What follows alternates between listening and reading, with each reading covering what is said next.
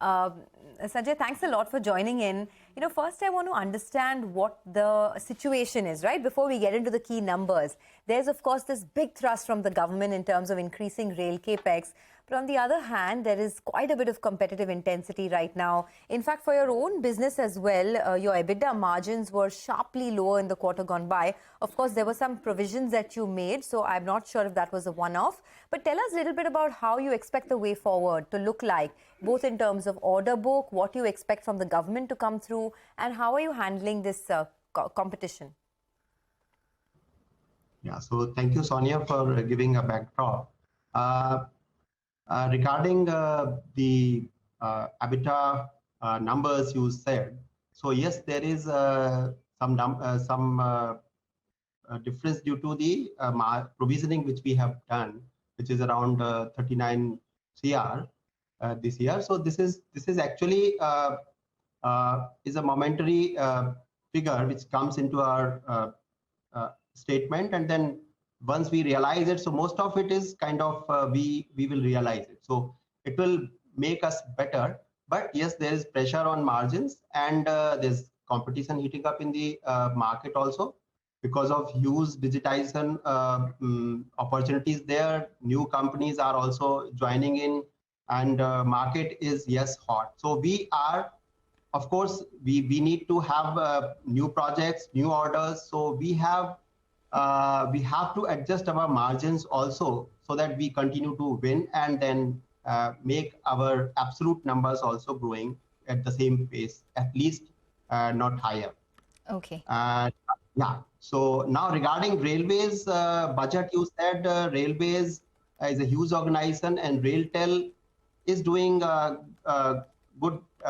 few good projects for them, like video surveillance system at 6,000 railway stations, which is now already started.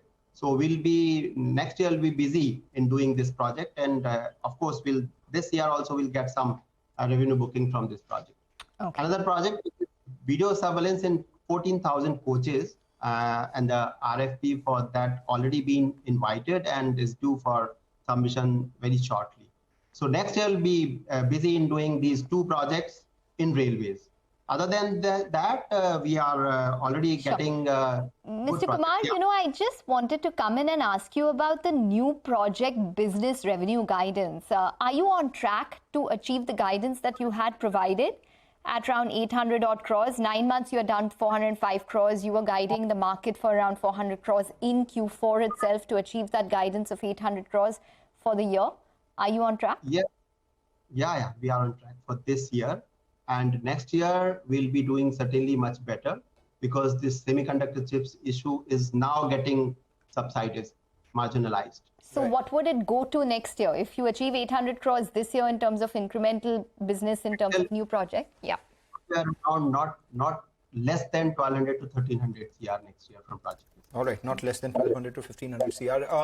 If you could tell us a little about the new structural problem that may come, which is, earlier you enjoyed advantage due to exclusive access to the railway infrastructure. Now railway has opened this infrastructure sharing to private players. There could be some competition. I mean, if say 100 crore rupees worth railway orders were awarded earlier, how much went to private players, how much came to you? And now with this opening up, what does that pool stand at?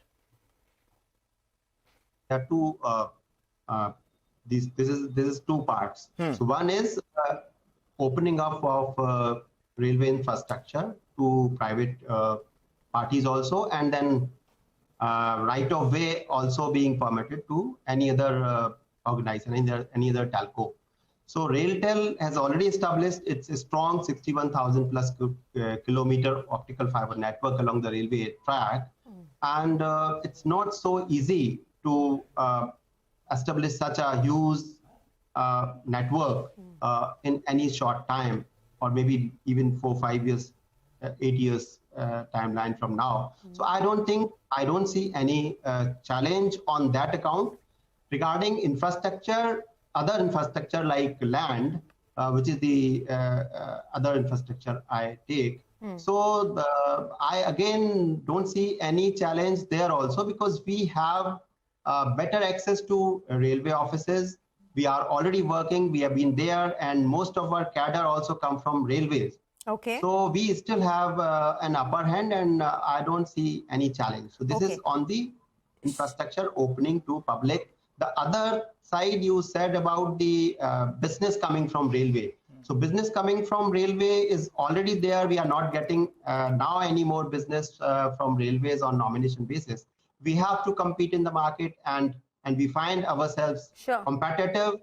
We have competitive advantage in just one last question, Mr. Kumar. We are running out of time. If you can give me one number, this 400 crores, do you think you can do that much in terms of new project business in Q4? And what is the order guidance that you have for FY24 as well? I didn't get that number. New orders you are talking? Yes, or, the new orders. Orders should not be less than 1500 CR new orders coming in, at least. That is, I would say, a very conservative number from my perspective, the way I see the market. And this Q4 number, I'm sure that I'll be closing it somewhere around 400 from projects. All right, so we're going to leave it on that note. Thanks very much for joining in and speaking with us. So quite optimistic in terms of order inflow. That's RailTel stock is down around 7%